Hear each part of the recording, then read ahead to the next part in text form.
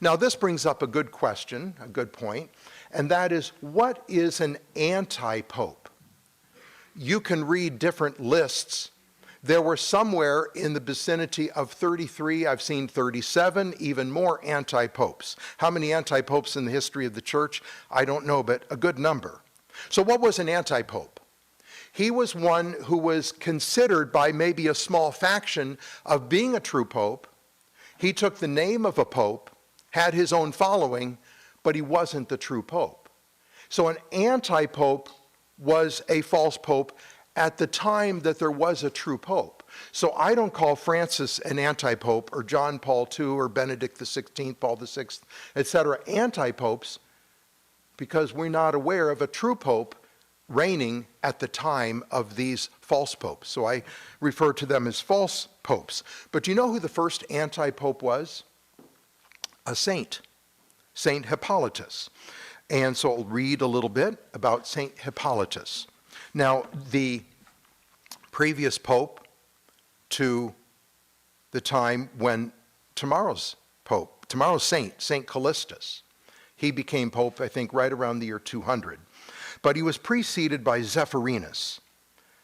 And it says, when the 3rd century of Christianity dawned, Zephyrinus, a Roman of humble birth, was pope. He was kind to sinners and generous to the poor, but possessing little education, he sought the advice in many matters of his close friend, the deacon and former slave, Callistus. For this he was bitterly criticized by such writers as Tertullian and the scholar-priest Hippolytus, both of whom at this period fell into heresy, becoming adherents of the harshly ascetic doctrine of Montanism. Their outcries, fortunately, did not serve to prevent the election of Callistus after the death of Pope Zephyrinus, Saint Zephyrinus, in 217. Able qualities of leadership soon justified the confidence of his friend and the decision of those who had chosen him. However, Hippolytus, whose undeniable brilliance had won him a considerable following, declared the election to have been false, and then allowed his own disciples to bestow upon him the title of head of the true church. Thus, for the first time, we have an anti-pope. No salvo of excommunications from Callistus, however, followed this announcement. Indeed, unlike some of his contemporaries who, immersed in the interpretation of the gospel, were apt to forget the essence of Christian teachings, the Pope in this and in many other matters exhibited a charity worthy of his office. He changed and modified the harsh penitential system, and in one radical edict made known that adulterers, providing their remorse was sincere, were not to be refused absolution. This gesture of mercy drew the wrath of certain righteous doctors who had forgotten the famous admonition of those who would stone the adulteress.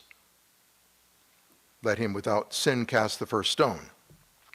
The pretensions of Hippolytus persisted after the death of Callistus, throughout the pontificate of Urban, 222 to 230, and into that of Pontian.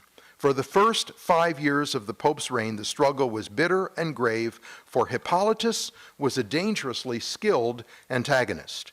Then, in a fresh outburst of persecution by an emperor who took no trouble to differentiate between true or schismatic Christianity, both were banished to the mines in Sardinia. In the stultifying confines of imprisonment, antipathies are usually intensified into deadly hatred. Less commonly, a friendship is formed, strong with understanding and loyalty. Happily, it was the latter case with the Pope and the anti-Pope. Hippolytus acknowledged his error, made a complete and unconditional submission to Pontian as the true Pope, who without rancor received him back into the church. Soon after this new friendship was sealed with the bond of dual martyrdom. So both Pope and anti-Pope were martyred, and we call Hippolytus Saint Hippolytus, but he was the first anti-Pope.